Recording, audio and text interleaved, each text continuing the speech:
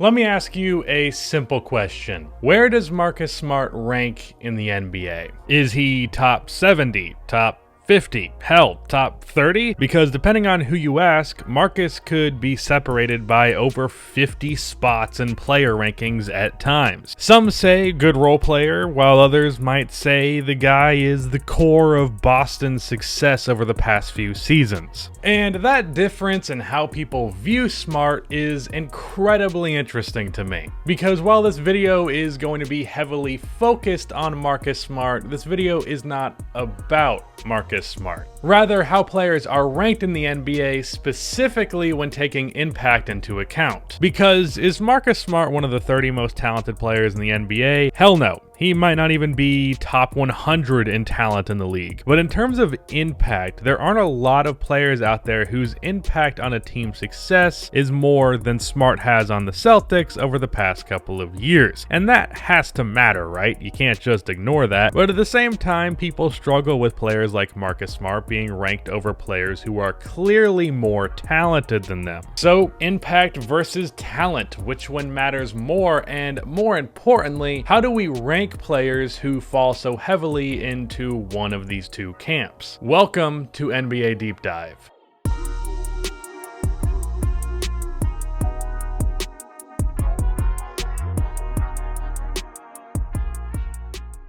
Real quick before I continue on with this video, about half of the people that watch these videos are not subscribed, so if you fall into that 50%, then please subscribe. I'm very nearly at 150k subs on this channel, so it'd be much appreciated. Also, in the first 3 deep dives that I did, I set a goal of 10k likes on the video, and each time y'all crushed it. However, in the 4th deep dive that I did, you guys fell a little bit short, so I'd like to get back to getting 10k likes on these, so if you could drop a like on this video, it is much appreciated. But let's finally get on with the topic.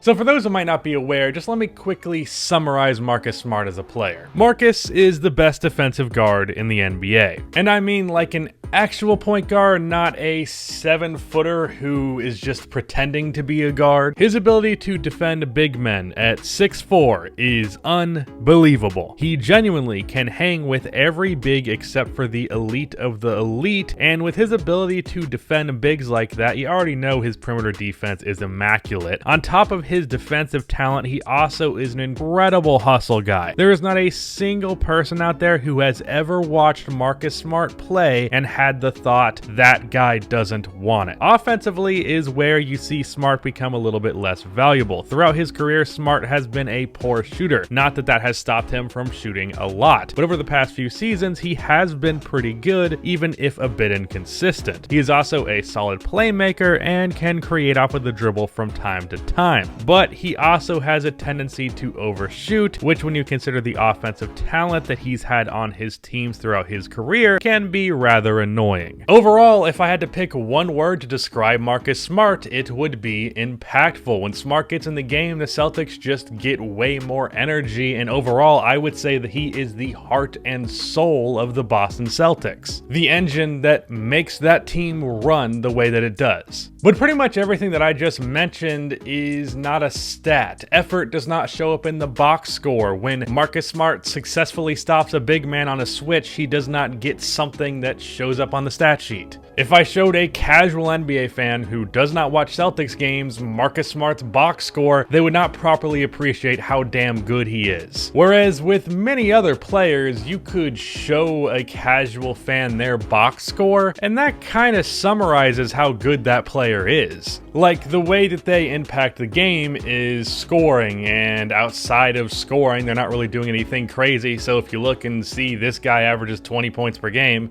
yeah, that's pretty much it. Whereas that's the opposite of the case with Marcus. But as I said earlier, I think most people are aware of Marcus's impact. What matters here is how we rank players based on said impact. See, at the start of the 2021 season, I released a top 10 shooting guards video where I ranked Marcus Smart ahead of DeMar DeRozan, which was quite controversial. Lots of comments were saying that I was hating on DeMar or underrating him. But the thing is, is, I really wasn't. I was just appreciating how good Marcus is. It's not a slight on DeMar, rather me just being really appreciative and considering Marcus Smart to be very, very good. My argument for Smart over DeRozan at the time was that Smart was more impactful, even if DeRozan was a more talented player, a better scorer, a better playmaker, a guy who can lead your offense, average 20 plus points, things like that. Impact-wise, I think Smart has more impact than DeMar DeRozan, even if DeMar is a more talented basketball player. Now, I'm not as sure about that take anymore, with DeMar going from a good playmaker to one of the best in the league this season, but regardless, that was the take. DeMar is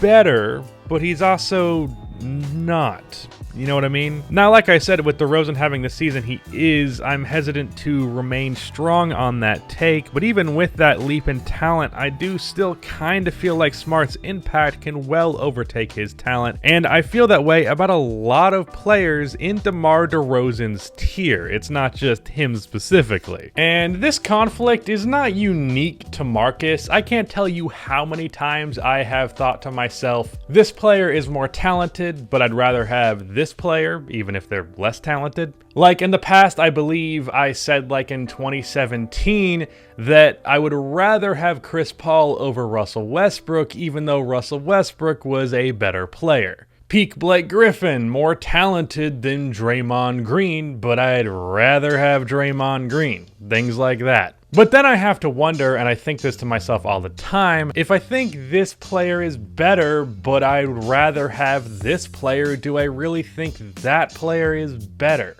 If I would rather have the worst player, then is that player really worse? Why would I want a player who is less talented? Well, it's because the less talented player's impact exceeds that difference in talent. But then why do we so often, and I so often, rank these more impactful players so much lower? If at the end of the day, it is about winning, which it is, if player A contributes more to winning, but is less talented than player B, then why is player B commonly considered better? Or why do I even myself claim said player to be better? Because I'm not just projecting this on other people, I also do this. Draymond Green is a perfect example of this on an even larger scale than with Marcus. Draymond is a basketball genius and one of the most overhated and underrated players of all time. He also is one of the most disrespected players of all time. And as for why that is, well, it's two things. First of all, he talks a lot of shit on one of the most hated teams of all time. But then second, Draymond does all this shit talking while not having the most aesthetically pleasing and all that talented seeming of a game. Draymond has one of the ugliest jump shots I have ever seen, and isn't like a physically dominant presence, no real shot creating skills, no mid-range game. He's just not all that skilled offensively outside of finishing at a respectable rate, dribbling pretty well, and of course being a really good playmaker. His skill defensively is immaculate, but even then, Draymond is not the most flashy defender. He isn't always going to make a defensive highlight, but every little thing you can do on defense, Draymond does,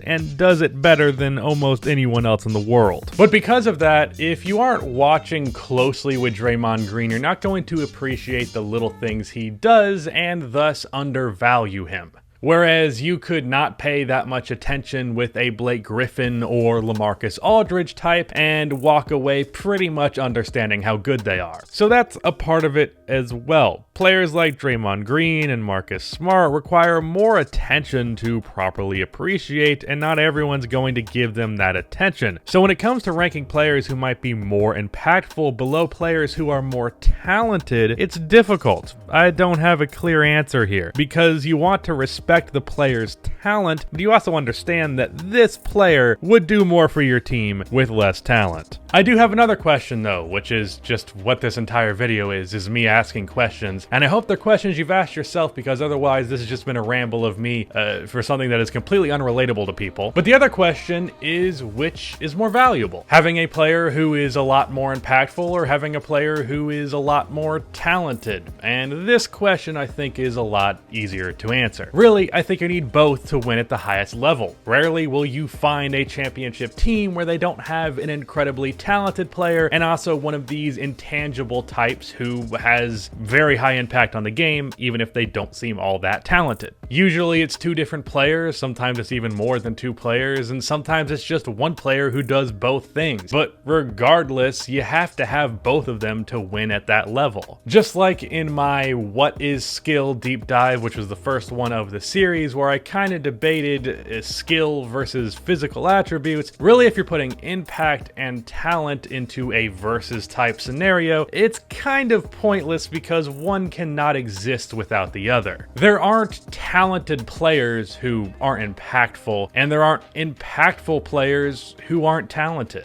Draymond Green is an amazing defender and playmaker. Marcus Smart is a good shooter and amazing defender. Dennis Rodman is an amazing defender and rebounder. I said amazing defender there a lot. That is all talent as well. Just, you know, not quite a tween hezzy splash. And real talented players, like the examples I used earlier in DeMar and Prime Blake Griffin, are also very impactful. They don't do it in a hustle way or in a lockdown defense way, but in scoring, playmaking, and an ability to take over a game. Something players like Smart, Draymond, or Dennis Rodman can't really do on a regular basis. All I will say for sure is that we need to properly appreciate these players. Find a way to understand their game outside of just looking at a box score, because when you do that, you're never going to understand how good they are. When a player does not have highlight plays or crazy stats like a Marcus Smart, a Draymond Green, a Dennis Rodman, you're not going to understand their game unless you look for the details. There are games with the Celtics in Marcus's career where he is the best player on the team, and that happens regularly, and that's the reason why Jason Tatum is in this thumbnail, because as much as I love Tatum, he's probably one of my 5 favorite players in the league. He's not someone who can dominate a game while having 10 points. That's just not who he is. Whereas Marcus Smart can do that and does it all the time. Draymond Green, as ridiculously good as Steph is, has been the best player for the Warriors in dozens of games. Dennis Rodman, who I guess is an example I'm using now without having mentioned him earlier in the video, same thing. There's actually an argument for Dennis Rodman having deserved Finals MVP over Jordan in '96, which says all you need to know about his impact. So just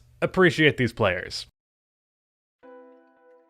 Damn, well, would you look at that? I actually made another deep dive after a month-long hiatus, and let me actually talk about that hiatus briefly. The reason for such a long delay was a combination of 2 factors. It was real-life stuff going on. I was in the process of trying to get a house, but then 2, I was struggling to find the time that I needed to make this series as good as I wanted it to be, while also having time in my life to not be working on this shit constantly. I couldn't maintain the quality in these videos that I want while also maintaining the quality of my work-life balance. This is the 5th deep dive that I am releasing, and it's also the 5th deep dive that I finished by pulling an all-nighter. And I'm hoping that this one can be the last. So the way I'm going to be doing this is by a shift in the schedule. From now on, deep dives are going to be coming out once every 2 weeks instead of once a week. I would like to be more frequent, but I just simply can't. It's not sustainable. So not next Friday, but the coming one on April 9th, there will be a new deep dive. And also, it's going to be the longest, and I think probably going to be my best deep dive, so stay tuned for that. But again, please drop a like on this one. I did take a month-long hiatus, and I'm really afraid that doing that just is going to completely tank the series, so getting that engagement up helps these videos do better, and that is much appreciated because I love doing these higher quality things, and like having it rewarded with good numbers, because the first 3 deep dives did incredibly well, and even the 4th one did good, just, you know, not to the standard of the first 3. So please drop a like. But with that, same outro. That's the end of this video. Please be sure to like and subscribe for more NBA content like this, and cue the outro music.